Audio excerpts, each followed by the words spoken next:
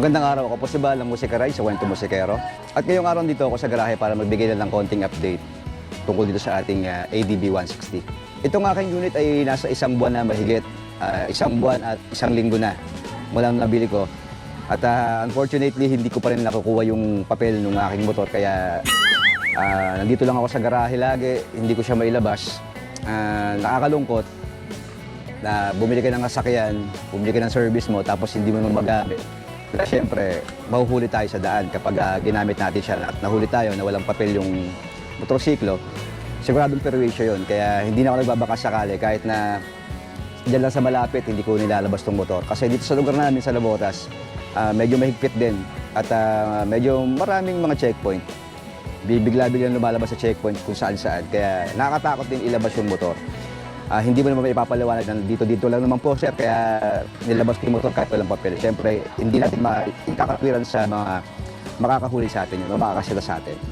Yun lang yung nakakalungkot dito sa sistema ng ating mga ahensya na gumagawa ng mga papeles. At nakakalungkot dahil nagbayad ka naman ng tama kung ano yung kailangang bayaran, binayaran mo naman. Tapos paghihintayin ka ng ganong katagal.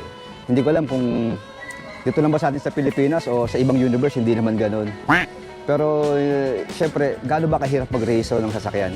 Kahit na alam natin na maraming sasakyan araw-araw na inire-rehistro, pero dapat diba ginagawa na ng paraan yun para naman hindi na piperwisyo yung ibang mga bumibili ng sasakyan o ng motorsiklo kagaya natin. Para saan kasi hindi katwiran yung marami kami nire-rehistro araw-araw. Tambak-tambak kami, libo-libo. Araw-araw yung dumarating. So di ba dapat kayo nag-a-adjust? Kayo yung gumawa ng paraan para mas bumilis yung trabaho. Magdagdag kayo ng resources nyo, mag-hire kayo ng maraming tao pa. Di ba?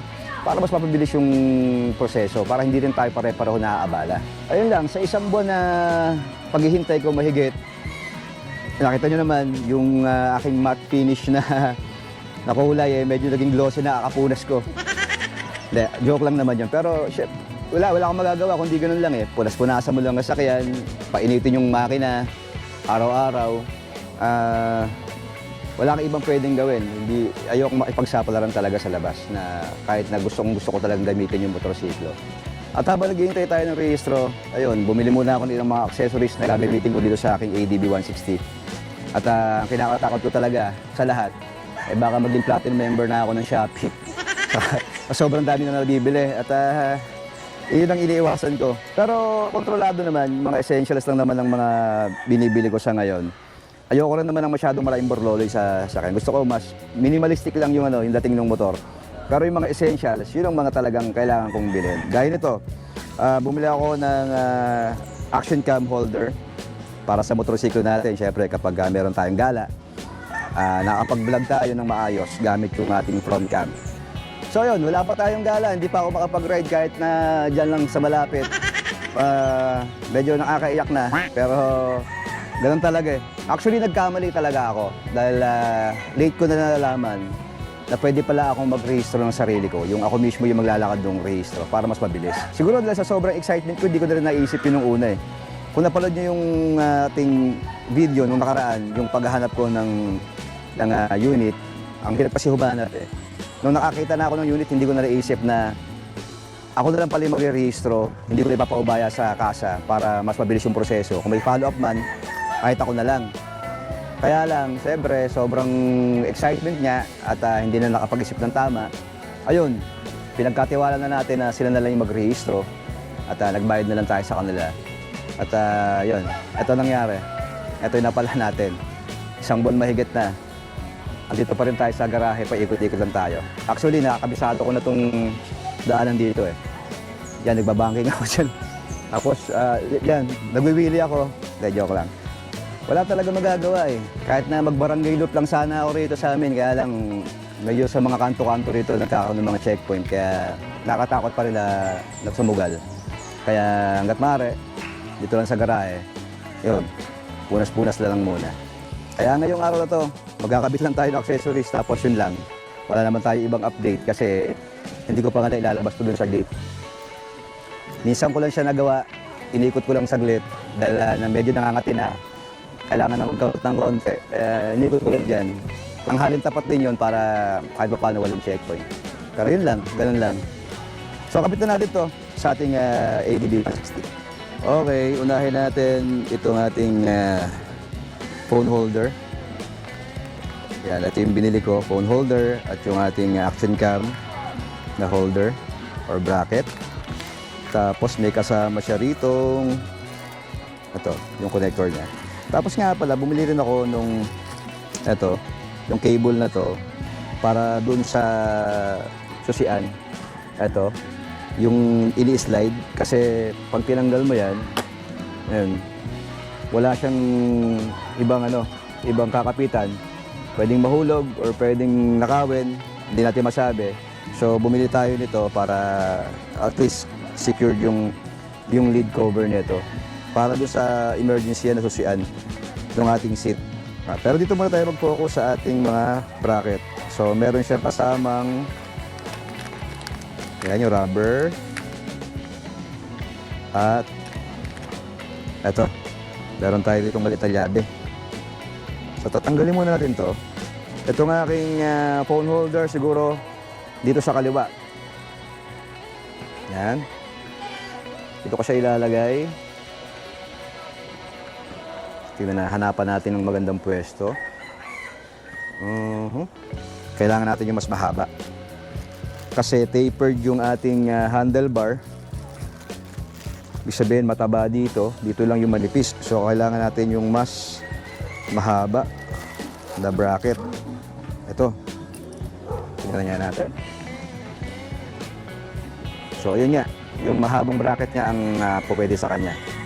So dito ko siya ipopwesto. Yan. Okay, tanggalin muna natin to. So, kabit natin to.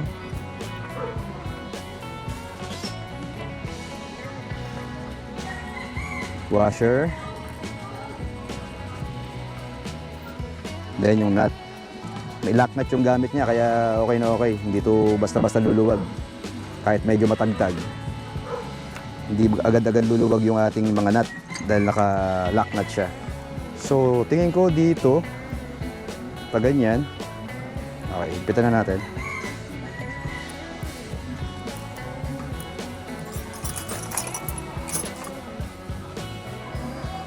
Teka, nagpalit ako ng llabe.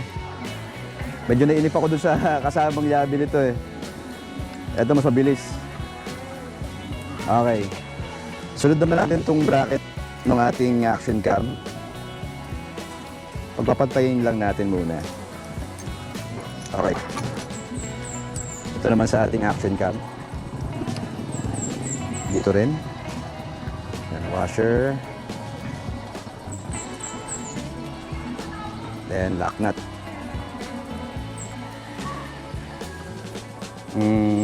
Ngayon, tignan natin kung saan mas magandang ipwesto. Dito ba? Gilid pa natin to ng konti. Yan. Hindi ko muna masyadong hinigpitan. Retestingin muna natin to ikabit. Para makita natin talaga yung pwesto niya. Pagila. Ito mukhang sentro naman yung ating pang action cam. Okay na siguro yan dyan. Tama na rin yung position niya. Then yung ating phone holder naman. Okay. Ayan na. Nagabit na natin yung ating phone holder at yung ating holder naman ng ating action cam. Then meron siyang kasama nito na rubber para dito sa mga tornilyo para hindi naman magpangit tignan na may naka-osling thread. Pero tingin ko okay na to. Then adjustable naman to kung saan gusto i-posisyon. Pwedeng dito, mas malapit sa atin. O ganyan. So tingin ko okay na to. Yan. Okay na to.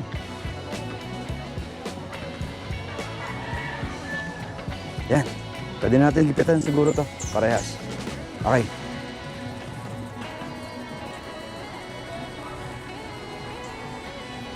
Ayan. Okay na yan. O ngayon, meron na tayong holder nung phone at ng ating action cam. Kala mo naman magagamit agad. At least meron na tayo. May nakahanda na tayong holder. Kung sakaling dumating yung papel natin, may testing agad natin to. So iniisip ko kung saan pwedeng mag-ride para makapag-break in tayo. Di ba? At least meron na tayo yan. Nakakabit na. So ayan muna yung ating maiksing update sa inyo para dito sa ating ADB 160. At babalitaan ko kayo kapag lumabas na yung ORCR. At para maisama ko rin kayo sa ating unang ride. Sa ngayon, nagkabit muna tayo ng ilang mga accessories dito sa ating motor. Gaya nitong phone holder at yung ating action cam holder. So ready na yan. Pag lumabas yung ORCR natin, biyahe agad tayo.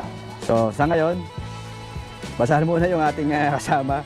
Punas-punas pa rin tayo hanggang na lumabas yung ating ORCR. Maraming salamat po sa inyong pagsama sa akin sa araw to. Muli ako po si Bal ng Music Ride sa Kwento Musikero. Salamat.